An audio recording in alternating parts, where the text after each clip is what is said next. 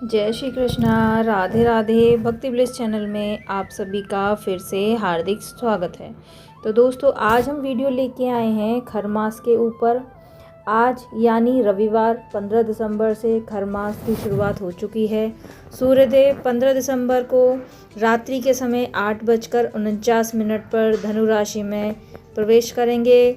जिस वक्त सूर्य देवता मकर राशि में प्रवेश करेंगे उसी समय से खर मास की शुरुआत हो जाएगी। इस खर मास का समापन नए साल यानी कि साल 2025 में मकर संक्रांति पर होगा। ऐसे में लोगों के मन में सवाल उठता है कि आखिर खर मास लगता क्यों है। तो आज हम इसी टॉपिक पर बात करने वाले हैं। और दूसरा, लोगों को नहीं पता कि खर मास होता क्या है। तो आइए आज इस वीडियो में इसी पर चर्चा करेंगे। इससे पहले यदि अभी तक आपने हमारे चैनल को सब्सक्राइब नहीं किया है तो प्लीज़ हमारे चैनल को सब्सक्राइब करें। और अगर आपको ये वीडियो अच्छी लगे तो अपनी फैमिली फ्रेंड्स के साथ ज़रूर शेयर करें। तो आइए शुरू करते हैं। तो सबसे पहले हमारा प्रश्न है कि खर मास क्या होता है। तो ज्योतिष शास्त्र के मुताबिक जब भी सूर्य देव बृहस्पति की राशि धनु और मीन में प्रवेश करते हैं तो खर मास लग जाता है। पौराणिक और धार्मिक मान्यता के मुताबिक सूर्य अपने 7 घोड़ों के रथ पर बैठकर ब्रह्मांड का चक्कर लगाते हैं। जिस वक्त ये घोड़े थक जाते हैं उसी समय खर मास लगता है, क्योंकि इस वक्त सूर्यदेव परिक्रमा नहीं करते बल्कि सिर्फ आराम करते हैं। मान्यता के मुताबिक जब सूर्य के घोड़े आराम करते हैं उस वक्त सूर्यदेव की गति और तेज कम हो जाता है। मान्यता के मुताबिक जिस वक्त सूर्यदेव घोड़े से उतर जाते हैं उस समय वह गधे पर विचरण करते हैं। जैसे कि सभी जानते हैं, गधा धीरे धीरे चलता है और उसकी चाल धीरे होती है। इस कारण इस महीने को खर मास कहा जाता है। तो जानते हैं क्या है खर मास का अर्थ। खर मास को अगर हम संधि विच्छेद करेंगे तो इसका अर्थ होता है खर और मास। खर का मतलब होता है गधा और मास का मतलब होता है महीना। यानी जब खर मास लगता है तो कोई भी शुभ कार्य नहीं किया जाता है। ऐसी मान्यता है कि खर मास के महीने में अगर कोई व्यक्ति शुभ कार्य की शुरुआत करता है तो उसे उम्मीद के अनुरूप फल नहीं मिलता है।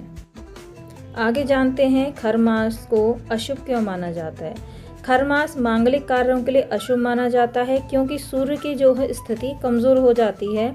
सूर्य को सभी ग्रहों का राजा माना जाता है और जब वह अपनी स्थिति बदलकर धनु राशि में प्रवेश करते हैं तो इस अवधि को धार्मिक दृष्टि से शुभ नहीं माना जाता है। इसीलिए खर मास को अशुभ माना जाता है। तो आगे आइए जानते हैं खर मास में पूजा की विधि और नियम क्या है तथा इसमें किस भगवान की पूजा की जाती है। तो दोस्तों, खर मास के महीने में जहां मांगलिक कार्य वर्जित हो जाते हैं वहीं पूजा पाठ, कीर्तन, तीर्थ यात्रा, मंत्र जाप, भागवत गीता, रामायण पाठ और विष्णु भगवान की पूजा करना बहुत शुभ माना गया है।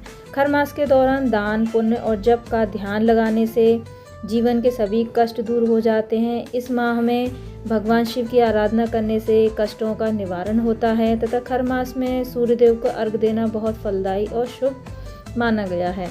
खर मास में सभी को सुबह उठकर स्नान आदि से निवृत्त होकर तांबे के लोटे में जल, रोली या लाल चंदन और लाल पुष्प डालकर सूर्यदेव को अर्घ देना अच्छा माना जाता है। जब खर मास का महीना चल रहा हो तो इस दौरान किसी भी तरह का शुभ कार्य जैसे विवाह, गृह प्रवेश, सगाई, भूमि पूजन और कोई भी शुभ कार्य करने से बचना चाहिए तथा खर मास के दौरान तामसिक भोजन नहीं करना चाहिए।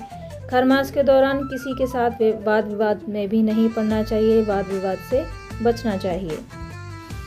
तो चलिए आगे सुनाते हैं आपको खर मास की शुरुआत कैसे हुई तथा खर मास की पौराणिक कथा। तो कुछ पुराणों के अनुसार सूर्य अपने 7 घोड़ों के रथ पर बैठकर पूरे ब्रह्मांड की परिक्रमा करते हैं। इस परिक्रमा के दौरान सूर्य का रथ एक क्षण के लिए भी नहीं रुकता, लेकिन निरंतर चलते रहने से तथा सूर्य की गर्मी से घोड़े प्यास और थकान से व्याकुल होने लगे। घोड़े की यह दयनीय दशा देखकर सूर्यदेव उन्हें विश्राम करने के लिए और उनकी प्यास बुझाने के उद्देश्य से रथ रुकवाने का विचार करते हैं। लेकिन उन्हें अपनी प्रतिज्ञा का स्मरण हो जाता है कि वे अपनी इस अनवरत चलने वाली यात्रा में कभी विश्राम नहीं लेंगे। विचार करते हुए सूर्यदेव का रथ आगे बढ़ रहा था। तभी सूर्य को एक तालाब के पास 2 खर यानी गधे दिखाई दिए। उनके मन में विचार आया कि जब तक उनके रथ के घोड़े पानी पीकर विश्राम करते हैं तब तक इन दोनों खरों यानी गधों को रथ में जोत कर आगे की यात्रा जारी रखी जाए। ऐसा विचार कर सूर्यदेव ने अपने सारथी अरुण को उन दोनों खरों को घोड़ों के स्थान पर जोतने की आज्ञा दी। सूर्य के आदेश पर उनके सारथी ने खरों को रथ में जोत दिया। खर जो हैं अपनी मंद गति से सूर्य के रथ को लेकर परिक्रमा पथ पर आगे बढ़ गए। मंद गति से रथ चलने के कारण सूर्य का तेज भी मंद होने लगा तथा सूर्य के रथ को खरों द्वारा खींचने के कारण ही इसे खरमास कहा गया। खरमास साल में 2 बार आता है, एक बार जब सूर्य धनु राशि में होता है तथा दूसरा जब सूर्य मीन राशि में आता है।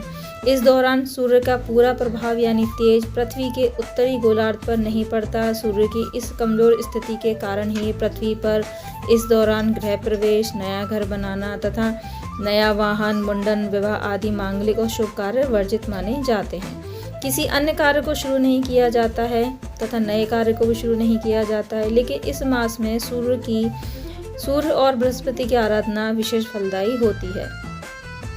गरुड़ पुराण के अनुसार खर मास में प्राण त्यागने पर सद्गति नहीं मिलती है, इसलिए महाभारत के युद्ध में भीष्म पिता ने अपने प्राण खर मास में नहीं त्यागे थे। उन्होंने सूर्य के उत्तरायण होने का इंतजार किया था।